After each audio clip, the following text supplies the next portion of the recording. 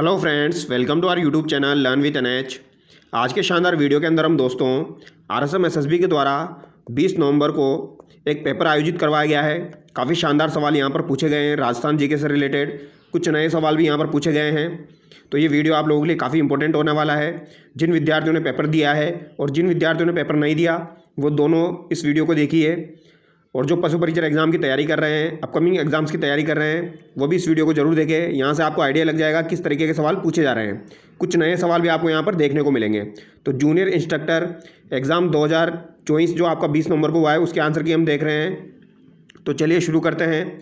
परमार शासकों द्वारा निर्मित आबू के पुराने किले के भग्नावशेषों पर कुंभा ने किस नए किले का निर्माण करवाया? तो परमार शासकों द्वारा निर्मित आबू के पुराने किले के भग्नावशेषों पर कुंभा ने किस नए दुर्ग का निर्माण करवाया? बसंतीगढ़, अचलगढ़, कुंभलगढ़, चित्तौड़गढ़।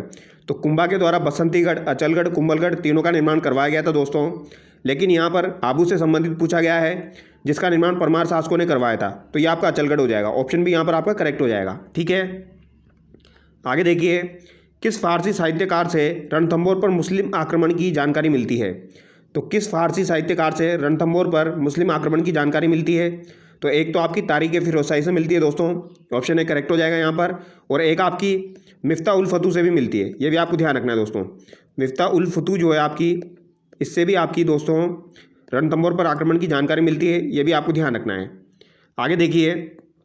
अंजना देवी चौधरी ने किस आंदोलन में महिलाओं का नेतृत्व किया? तो अंजना देवी चौधरी के द्वारा किस आंदोलन में महिलाओं का नेतृत्व किया गया था? ये भिजोलिया किसान आंदोलन में किया गया था। ऑप्शन है यहाँ पर आपका करेक्ट हो जाएगा। अगला सवाल देखिए मित्रों। निम्न में से राजस्थान के कौन से संत गागरोन के खींची राजपूत शासक थे? तो गागरोन के खींची राजपूत शासक आपके कौन हो जाएंगे? संत पीपा हो जाएंगे। ऑप्शन डी यहाँ पर आपका बिल्कुल करेक्ट हो जाएगा। आगे देखिए मित्रों। बूंदी में चित्रशाला का निर्माण किसके समय में हुआ? तो बूंदी में चित्रशाला का निर्माण जो है ये आपका किसके समय में हुआ था? यह सवाल मैं आपको काफ़ी बार करवा चुका हूं दोस्तों। चित्रशाला कभी भी आपसे पूछा जाए तो आप क्या आंसर करेंगे? उमेश सिंह आंसर करेंगे। तो यहाँ पर आपका राइट आंसर क्या हो जाएगा? उमेश सिंह हो जाएगा। और कभी भी आपसे रंग महल के बारे में पूछा जाए, रंग महल का निर्माण किसने करवाया? तो रंग महल का निर्माण आपका छत्रसाल के द्वारा करवाया गया है, ये आपको ध्यान रखना है। ये दो बातें काफ़ी बार एग्जाम में पूछी जाती है। आगे देखिए। राजस्थान में नौ भरतपुर, जोधपुरा, जयपुर, सुनारी, झुंझुनू से किस संस्कृति के हथियार एवं उपकरण मिले हैं? तो ये सवाल भी काफ़ी बार करवाया दोस्तों। जोधपुरा, जयपुर, सुनारी, झुंझुनू, नौ भरतपुर, इनसे आपके लो संस्कृति के अवशेष मिले हैं। ऑप्शन भी यहाँ पर आपका बिल्कुल करेक्ट हो जाएगा, ये आपको ध्यान रखना है। और ये मैंने आपको शायद क्लास 10th की बुक में भी करवाया है दोस्तों। आगे देखिए। जोधपुर के राठौड़ वंश का मूल संस्थापक कौन था? तो जोधपुर के राठौड़ वंश का मूल संस्थापक आपका कौन हो जाएगा?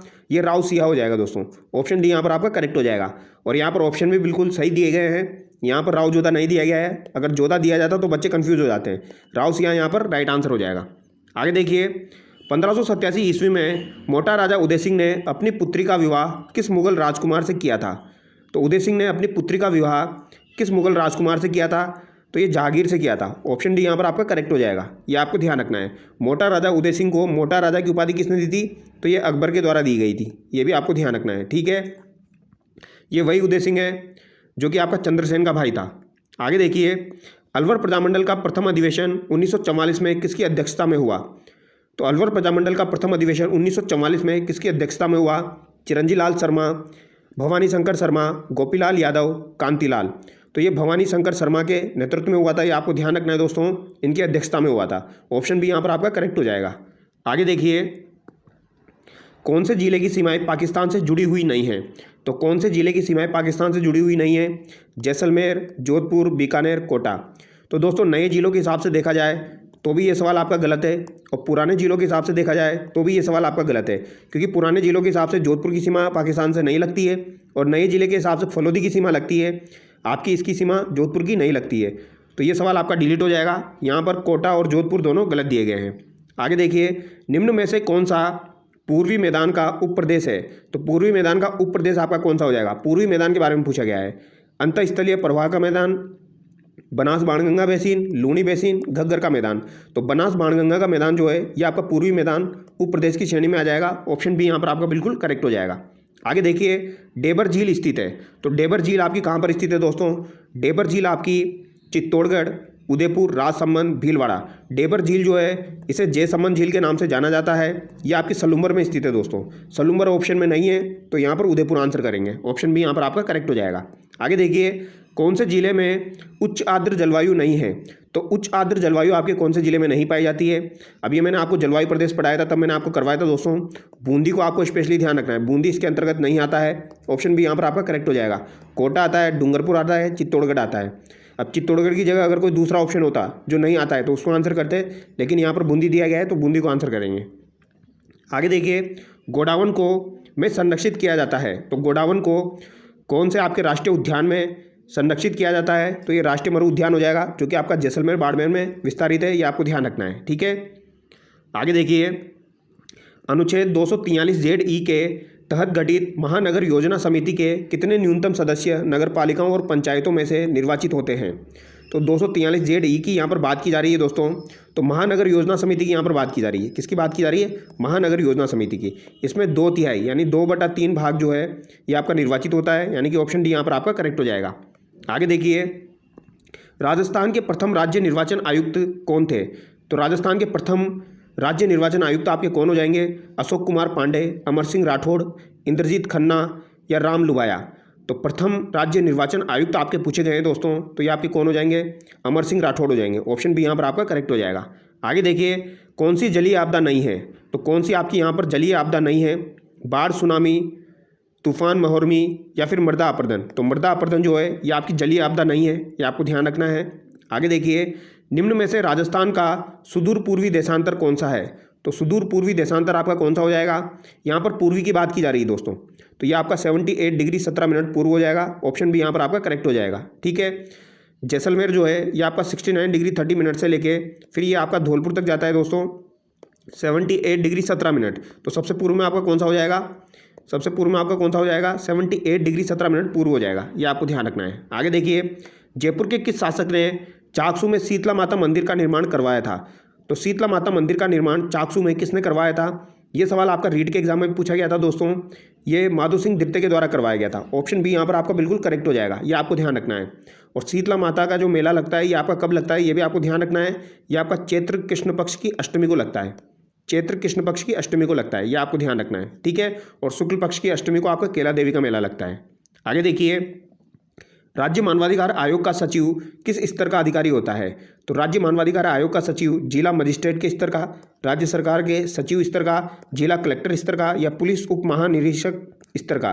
तो ये आपके राज्य सरकार के सचिव स्तर का होता है। ऑप्शन बी करेक्ट हो जाएगा। आगे देखिए, निम्न में से कौन राजस्थान की अंतरिम सरकार के मुख्यमंत्री नहीं रहे? तो अंतरिम सरकार के मुख्यमंत्री आपके कौन नहीं रहे हैं? जयनारायण व्यास, हीरालाल शास्त्री, CS वेंकटाचार्य रहे हैं दोस्तों, लेकिन टीकाराम पालीवाल आपके निर्वाचित थे। तो ऑप्शन 1 यहाँ पर आपका करेक्ट हो जाएगा। 74वें संविधान संशोधन द्वारा जोड़ा गया भाग एवं अनुसूची है? तो 74वें संविधान संशोधन के द्वारा आपका 9A जोड़ा गया था दोस्तों और अनुसूची 12 जोड़ी गई थी। ऑप्शन डी यहाँ पर आपका करेक्ट हो जाएगा। आगे देखिए, निम्न युग्मों में से कौन सा एक सही सुमेलित नहीं है? यहाँ पर कौन सा सही सुमेलित नहीं है?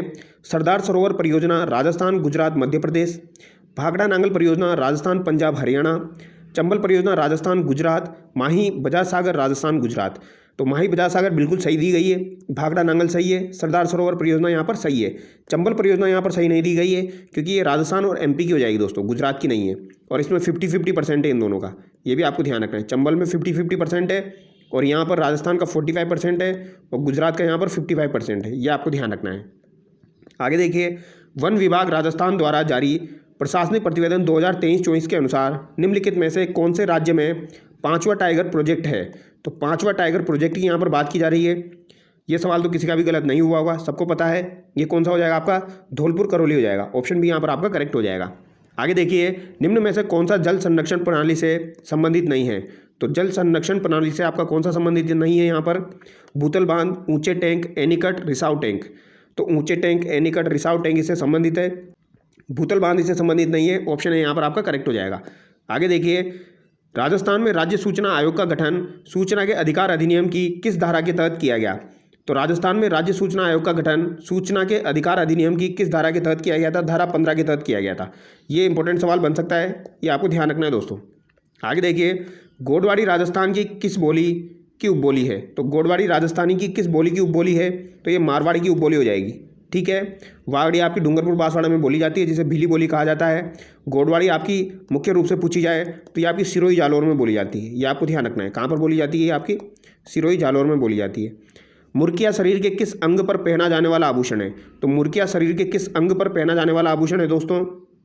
तो ये आपका कानों पर पहना जाता है। और किन के द्वारा पहना जाता है? ये आपका पुरुषों के द्वारा पहना जाता है। ये बात भी आपको ध्यान रखनी है। और एक आपका 6 लकड़ी है, वो भी आपका पुरुषों के द्वारा पहना जाता है। तो यहाँ पर ऑप्शन डी आपका करेक्ट हो जाएगा। ठीक है, आगे बढ़ते हैं। मिलान करना है यहाँ पर जैसलमेर का किला, सिवाना का किला, चित्तौड़गढ़ का किला, भरतपुर का किला। तो जैसलमेर का किला आपका किस श्रेणी में आ जाएगा दोस्तों? ये तो आपका धानवन दुर्ग की श्रेणी में आ जाएगा, इसमें तो कोई डाउट नहीं होना चाहिए। अगर आप एक ऑप्शन भी यहाँ पर सही मिला लेते हो दोस्तों तो आपका सही हो जाएगा। यहाँ पर ऑप्शन भी आपका करेक्ट हो जाएगा, लेकिन फिर भी हम मिला लेते हैं यहाँ पर। सिवाना का किला जो है वो आपका किस में आ जाएगा? सिवाना का किला जो है ये आपका वान किला में आ जाएगा। चित्तौड़गढ़ का किला किस में आ जाएगा आपका दोस्तों? चित्तौड़गढ़ का किला आपका एरन किले की श्रेणी में आ जाएगा। और भरतपुर का किला आपका पारिक किले में आ जाएगा। ये आपको ध्यान रखना है। आगे देखिए, पिवनिया तालाब कहाँ अवस्थित है? तो पिवनिया तालाब आपका कहाँ पर अवस्थित है? अच्छा सवाल है, पहली बार पूछा गया है। पिवनिया तालाब आपका शाहपुरा में स्थित है। ऑप्शन सी यहाँ पर आपका करेक्ट हो जाएगा। ये आपको ध्यान रखना है। परमवीर चक्र से सम्मानित होने वाले पहले राजस्थानी कौन थे? परमवीर चक्र से सम्मानित होने वाले आपके पहले राजस्थानी कौन हो जाएंगे? पीरू सिंह हो जाएंगे, जिनका संबंध कहाँ से है दोस्तों? झुंझुनू से। ये आपको ध्यान रखना है। ठीक है। और दूसरे आपके शैतान सिंह हो जाएंगे। आगे देखिए, 1857 के विद्रोह के समय बीकानेर रियासती राज्य का शासक कौन था? 1857 के विद्रोह के समय बीकानेरी रियासत राज्य का शासक कौन हो जाएगा? तो ये आपका सरदार सिंह हो जाएगा। ये आपको ध्यान रखना है, कौन हो जाएगा? सरदार सिंह हो जाएगा। आगे देखिए, कौन सा खनिज नाभिकीय संयंत्रों में काम आता है? तो नाभिकीय संयंत्रों में आपका कौन सा खनिज काम आता है? चांदी, टिन, मैग्नीज, यूरेनियम। तो ये कौन सा हो जाएगा दोस्तों? आपका यूरेनियम हो जाएगा। ऑप्शन डी यहाँ पर आपका करेक्ट हो जाएगा। आगे देखिए, दोमट मृदा में किसकी कमी होती है? तो दोमट मृदा में किसकी कमी होती है? इंपॉर्टेंट सवाल है ये दोस्तों आपका। यहाँ पर नाइट्रोजन की कमी होती है। ऑप्शन है यहाँ पर आपका करेक्ट हो जाएगा। नाइट्रोजन की इसमें कमी होती है, ये आपको ध्यान रखना है, दोमट मृदा में। आगे देखिए, सड़कों के नेटवर्क विकास के लिए राजस्थान सरकार की दीर्घावधि योजना जानी जाती है। तो सड़कों के नेटवर्क विकास के लिए राजस्थान सरकार की दीर्घावधि योजना जानी जाती है। तो ये कौन सी हो जाएगी? राजस्थान रोड विजन 2025 हो जाएगा। ऑप्शन है यहाँ पर आपका करेक्ट हो जाएगा।